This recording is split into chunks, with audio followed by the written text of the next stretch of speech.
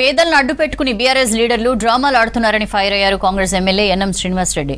మూసీ పరివాహక ప్రాంతాల్లో ఇండ్లు పోయినా తర్వాత మంచి భవిష్యత్తు ఉంటుందని చెప్పారు.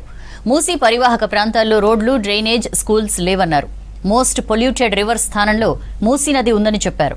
కేసీఆర్ కు బీసీలరు నీళ్లు కావాలి కానీ బిస్లరీ నీళ్లు కావాలి కానీ హైదరాబాద్ వాసులకు వద్దా అని ప్రశ్నించారు. కమిషన్లకు కక్కుర్తి పడ్డారు కాబట్టే కాళేశ్వరం మునిగిందని విమర్శించారు ఎన్ఎం శ్రీనివాస్ రెడ్డి.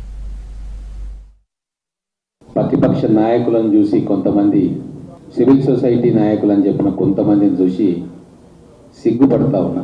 రాజకీయాలు ఇంత దరిద్రంగా చేయాలన్నా, మానవత్వం అనేది ఏ కోశాన మనకు ఉండదా, అవి చంపుకుంటేనే రాజకీయాల్లో ఉండాలా?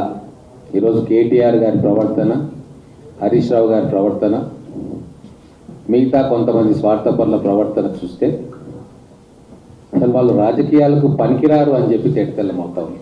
ఈరోజు మూసీ పరివాహక ప్రాంతాల్లో ఆ మురికి కూపంలో గత 30-40 ఏళ్లుగా అక్కడే నివాసం ఉండి ఒక 2 తరాలు ఆరోగ్యాలు పోగొట్టుకొని నాశనం అవుతుంటే, కనీసం తెలంగాణ రాష్ట్రం వచ్చిన తర్వాతనైనా వాళ్ళ గురించి ఆలోచించి వాళ్ళని అక్కడి నుంచి తీసుకొచ్చి కాలుష్యం లేని దగ్గర వాళ్ళను రీసెటిల్మెంట్ చేయాలన్న ఆలోచన వీళ్ళకి ఈరోజు కలగలే.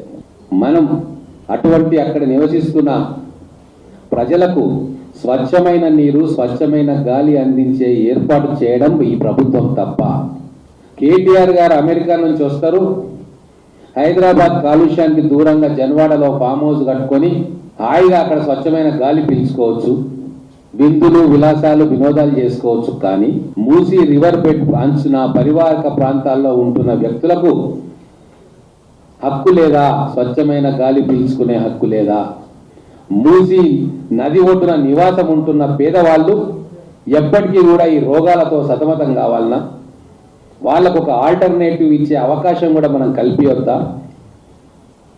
ఉండొచ్చు కొంతమంది స్వార్థపరులు, కొన్ని ఇళ్ళు పోతాయేమో, కానీ ప్రభుత్వం కంపెన్సేషన్ ఇస్తా అంటుంది. ఇంకా కావాలంటే ఇస్తారు, ఇంకా కావాలంటే కట్టిస్తారు.